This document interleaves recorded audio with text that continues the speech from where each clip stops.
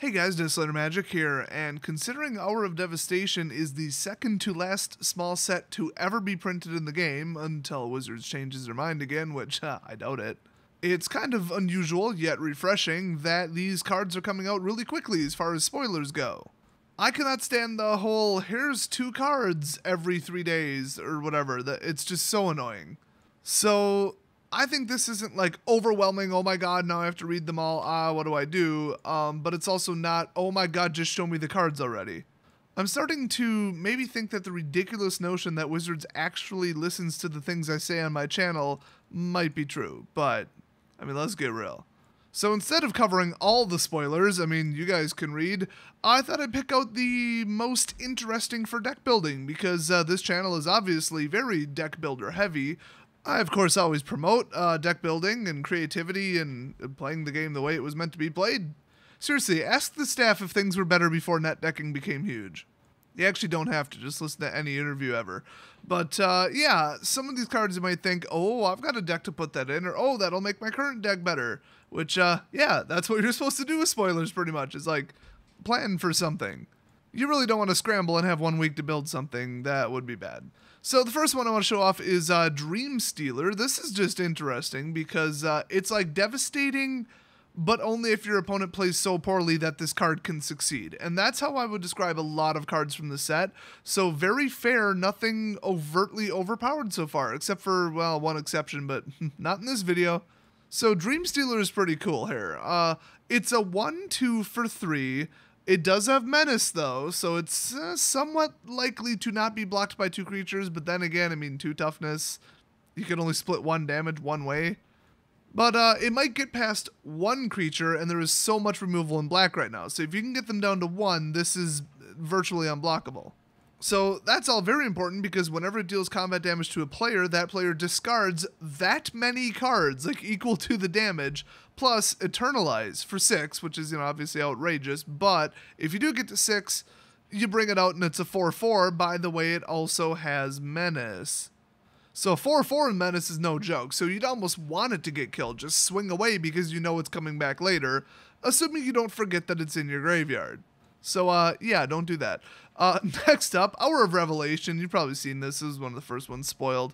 Kind of the artwork is from, like, the first chapter anyway. So, it's a 6-cost board wipe that destroys all non-land permanents. So, artifacts, enchantments, you name it, it's gone. Creatures, whatever. Planeswalkers, you bet. I like that, but it can cost 3. And it is triple white because you really don't want to let people do this outside of white. They better be playing, you know, damn close to mono white if they're playing this card. But yeah, it costs 3 generic less to cast if there are 10 or more non-land permanents on the battlefield. So in a multiplayer game, cast this whenever you want. Otherwise, you know, you got 5, they got 5, blow it all up. Although, like, why? Why would you do that? I mean, it's evenly matched at that point. But if they've got 9 permanents and you've got 1, well, non-land permanents, there you go. No manlands don't count, they retain their landness. So the ability to cast this for 3 when things get out of control, but probably not in a 3-color deck, I just love it. I love everything about it. I think it's very fair and it'll be pretty fun. Now next up, my number 1 pick out of this whole pile, by far, because you guys know I love crap like this, and shockingly this is not a blue card, Mirage Mirror. Now, keep in mind, you can pretty much sneeze and blow up an artifact in the current standard meta, so don't expect this to stay around for any amount of time. Hell, people would probably dispossess it, but you can at any time pay 2, don't have to tap it or anything. In fact, you could do this 2 or 3 times on the stack or same turn, whatever, and Mirage Mirror itself becomes a copy of target artifact, creature, enchantment, or land until end of turn. Not even messing around, you can clone somebody's manland, and then pay the cost if you have the right mana colors, which you probably won't, and then hit them with a clone of a manland. Now, it is only until end of turn. It's not like it enters the battlefield and becomes it, but retains that ability. No, it's just an ability. You could do so much messed up crap with this, and the phrase "stop hitting yourself" really comes to mind. I just love cloning stuff, especially opponent stuff. I love it. It is the great equalizer. In fact, nothing really beats the card that brings out a clone of an opponent's creature, but with X counters on it. I love that. It was from Shadows, I think, or Eldritch Moon, one of the two.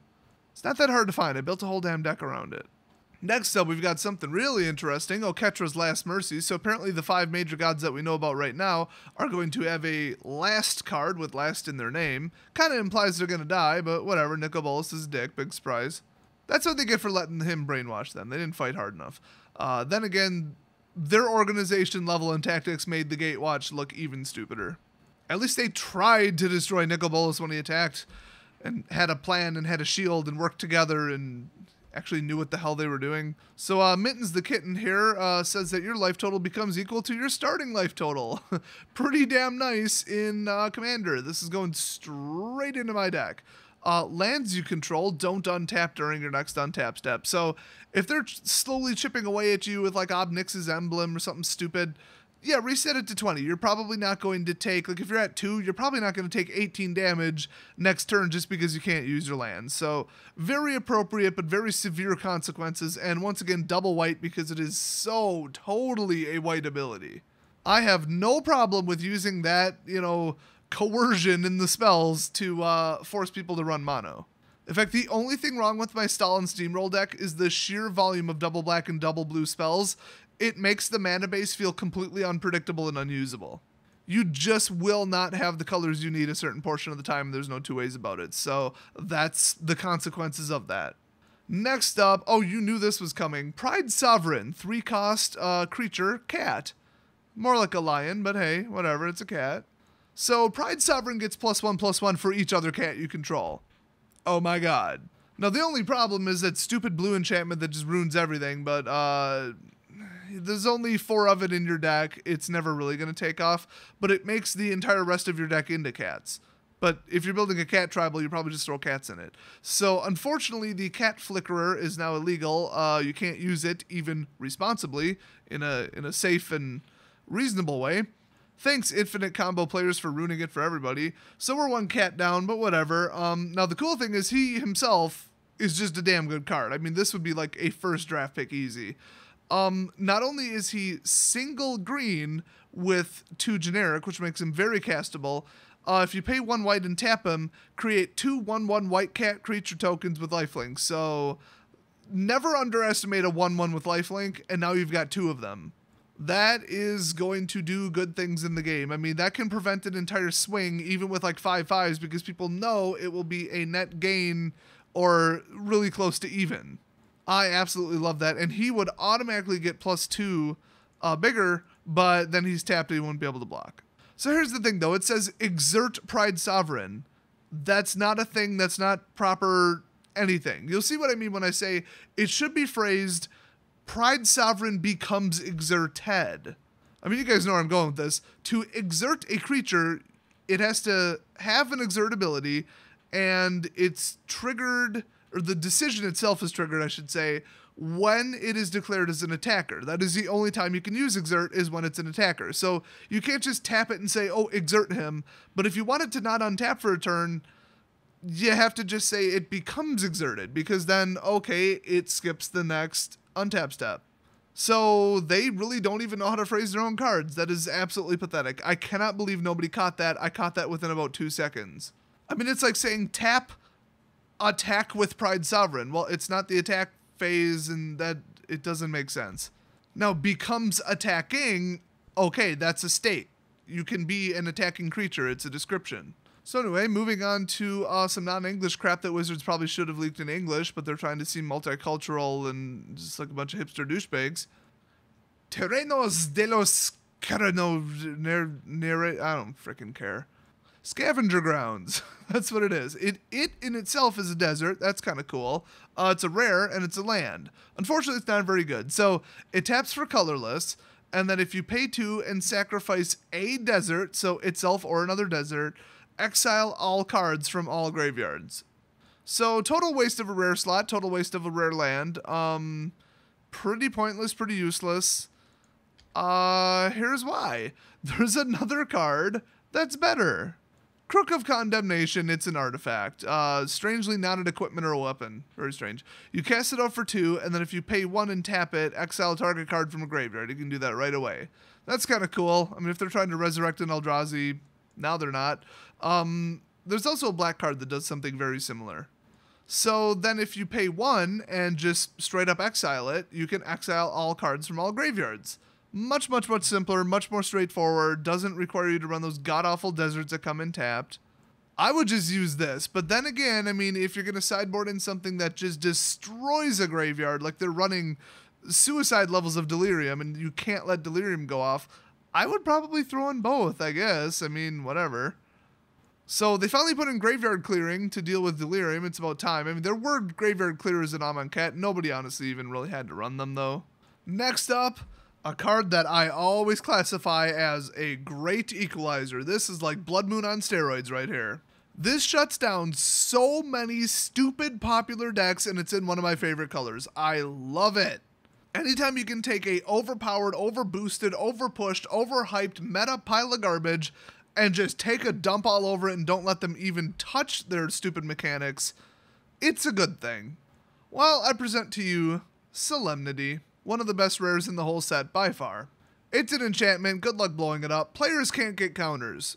Not just that, but counters can't be put on artifacts, creatures, enchantments, or lands. You may not quite understand the gravity of this card. The Awaken mechanic, where you place counters on a land and then it becomes a creature. Guess what? It would just become a creature, it would be a 0/0, and it would instantly die and go to the graveyard. Well, if Solemnity was in play. You get it. For enchantments, As Foretold. As Foretold would not get any time counters on it.